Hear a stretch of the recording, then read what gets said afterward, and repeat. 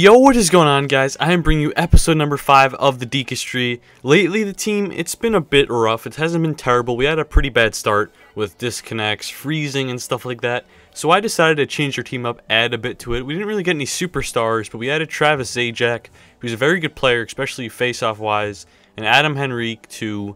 He's not that great, but just to add a little bit something to our team, change it up a bit, and maybe it'll spark our team somewhere or another.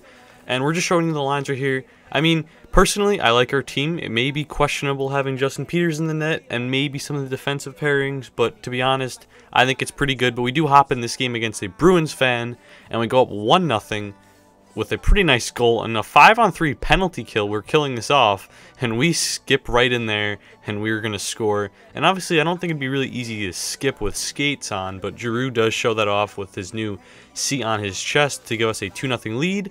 And as you see, this game just ends 4-0, and he quits. Didn't really want to show all the other goals, weren't too impressive. But we decided to change, since we changed up our team, we want to change up our apparel. So we're going to add the Titans jersey, the away jersey, and the logo, and sadly the home jersey wasn't available at the time, so we decided to add the Prince Albert jersey, the home jersey. I think I used that a bit last year. It's pretty nice. Now we're going to go up against a Toronto Maple Leafs fan, I guess. I'm not really sure, unless these people just like the logos, and that's why they're picking these teams. But anyway, we do get a breakaway, and obviously the backhand is a tad bit overpowered, and Mike Camilleri is going to get us on the board quick, 1-0. The puck chop all the way back to Letang. Letang's going to deke 3 players, give it to the captain again, and Captain Clutch is going to score a pretty nice goal there to give it a 2-0 lead against him. So we've been playing pretty good lately. And then we do that play, which I don't understand why I keep continuing to do that. I guess I just get in the state of the game and how fast it's going and feel like I'm doing good. I was up 2-0. I felt like I was really outplaying this guy, and I just have a habit of throwing the puck out at stupid times, and that definitely cost me that goal there, which was scary because it was only a 1-goal game at that point, but luckily we did get back on the board to make it 3-1. And then this pretty lucky play on my part, and then just a beautiful little shot right there to make it a 4-1 game. And at that point, I kind of felt confident that this game would be all over, and then another little breakaway type thing, and it's going to go behind the net. We're going to pick it up luckily, and then that's going to hit the water bottle. Giroux is going to have his second goal of the night, and we're going to get an achievement as well. And that would pretty much be this game, obviously. 5-1, as you can see, there's about every single team, well, every single fan in attendance tonight.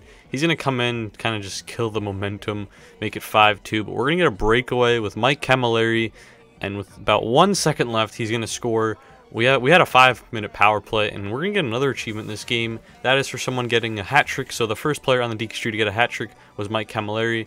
We also started the first, I think it was amateur playoffs, the only one you could play. We started that. We won game 1 there, and we go into game 2 against this guy. He had a somewhat average record, like 15-11, 14-11, and we go up 1-0. He's a Habs fan, and we are trying to really put it on him, trying to just win this playoff series, and we go up 2-0. Shattenkirk, who is actually a very, very good player, but I didn't know he goes for like 30K. I wish I didn't get him in the free pack so I could sell him, because to be honest, he's not that amazing. But again, you guys could see that terrible mistake right there. I mean, I just don't understand what I'm thinking with some of these plays. This game especially, as you could see right here, I mean, the first goal that he scored obviously was all my fault. The second goal right there, so much bad stuff happened, and he scored. And as you could see this, one of the worst and devastating losses to happen just happened.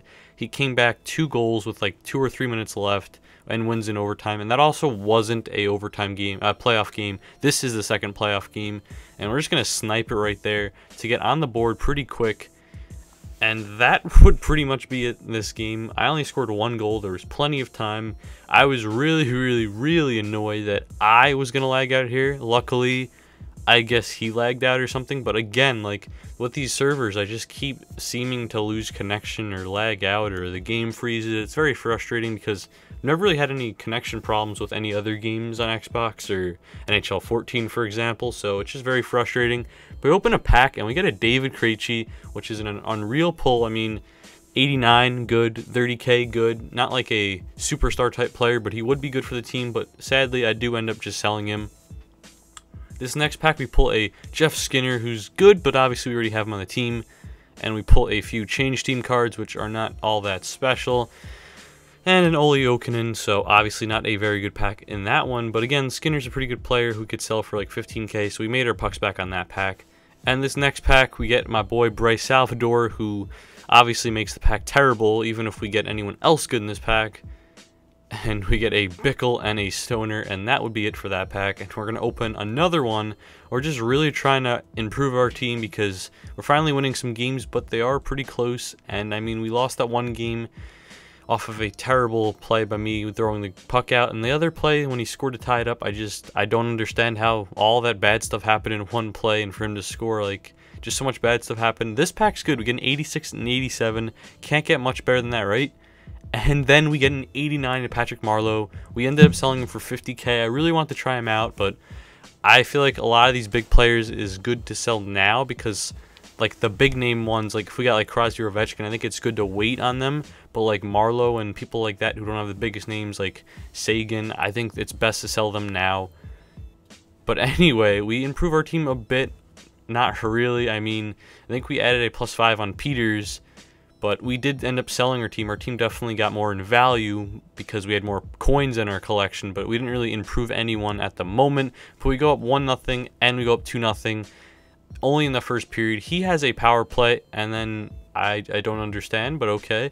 It's going to go bar down or a slap shot at that point, but it's 1-0, 2-1 I meant to say, and then that play right there, pretty nice goal in my opinion, and Camilleri just keeps scoring left and right for our team, and it's 3-1 at that point, and we're just going to dangle through his whole entire team, and does not go. That would have been such a nice goal.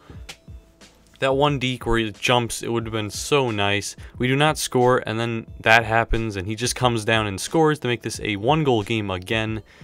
But luckily, we get the puck right back to Letang, and he's going to snipe it. It's going to deflect off of someone. I think it was Mike Camilleri. Could be wrong. It was, yes, Mike Camilleri scoring again his second goal of the game. It is 4-2, mid-stages of the third period, and Brian Boyle is going to bust in and pass to St. Louis. These two guys are my PK specialists. Brian Boyle's faceoffs and just an overall pretty good shot blocker. And then St. Louis, if he gets a breakaway or something like that. But again, it's 5-2 and we get a penalty shot. So this could literally put the game away because there's only a few minutes left. But St. Louis now can get a chance to score his second of the game, and St. Louis is going to come on down pretty fast and go to the backhand like usual and make this a pretty done game in my opinion. But yeah, we get a 6-2 lead and we're still not done. We're trying to get to double digits. We're just putting all the shots in the net, and then we finally tucked that one home. That was a pretty nice goal in my opinion. It is 7-2.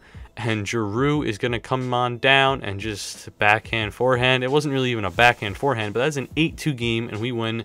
Going up against this guy who, again, had a pretty average record. I have just been getting people with average records, and then that one guy with a terrible record who we managed to lose to.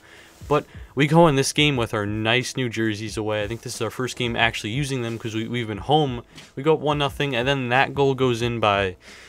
He had like a no-named guy scoring that type of snipe, which was pretty frustrating, but it was 1-1. Not going to complain. And we get a breakaway. That was a pretty nice move in my opinion. Again, it was backhand, but I did get by two of his guys, so I'll give credit there. And Henrique's just going to bust on in, get tripped, and that is right. Back-to-back games, we have penalty shots. And now this one's definitely more important. Last time we had a 5-goal lead or 4-goal lead on our penalty shot. This time we only have a 1-goal lead, so this would be best if we do want to score, and Adam Henrique is going to make sure he does that, going top shelf backhand, putting this game a 3-1 game, make me feel a lot more comfortable and confident. And with 2 minutes left in the second period, a nice little goal right there to make it 4-1. And then similar play to the first or second episode when my goalie ran out and just didn't come back in. And this goal right here, it was questionable. As you could see, Giroux sort of kicks it in. I kind of sped it up just because I showed the whole thing. He sort of kicks it in, but it wasn't kicking motion, I guess. But anyway, the ref's going to give us the goal. Claude Giroux, the captain, scores another win. And this guy only played 3 games. I think this is definitely one of the people I've played who has barely any games. But he does win the face-off. And it's just like, this game frustrated me so much. I decided to show a lot of the clips I got in this game that weren't goals. As you could see right there, the end of the first period could have been a nice little goal. The goalie was completely down. His player blocks a shot. A little breakaway chance. Nothing throw out in front, and it gets blocked again. Get a shot, nothing there. His goalie wasn't really in position. Does not go in though. Trying to just snipe it. Does not go there. And watch this play. The puck's on the line. Giroux throws it backhand. I don't know what you're doing. It's just, oh man, this game was beyond frustrating. I was trying so hard to score, and it just couldn't score against this guy. And throwing it right there, hits the post on that chance. Trying to deke and stuff, just throw it in front. Backhand again there, would not go in. 5 minutes left, trying to just throw the puck everywhere, and we finally bury it home. It was, oh gosh, that was like the best feeling in the world, finally scoring. I even decided to show the replay. Gets her kicked to the skate, and then we're just going to bury it backhand, and we're going to tie the game, go all the way to overtime, get the puck back, and we are going to just skate around, throw it in front, makes the save. Oh man, what a save. And he throws it again, and we shoot, but the goalie makes another save. I'm not really sure who he had in net, but whoever he did have played unreal for him. He had like 24 saves, I believe. But again, he does come down. 13 minutes left, tries to deke. We quickly steal it away from him. I was completely shutting him down, and he left Bodker all alone, and that is right. Bodker will win this game in overtime. This was the finals. We do win the playoffs. We had 24 shots, so yeah, I was right. He only had 4 minutes time on attack to my 12. We won that game 2-1. We're going to open the 2 free packs, which I was not expecting a lot from these. And that is the correct answer. We get a McClement and a Jones and a Ferentz, so not very good there. Maybe if it was the 90 overall Hut Live and NHL 14, that would be a pretty good pull, but is not.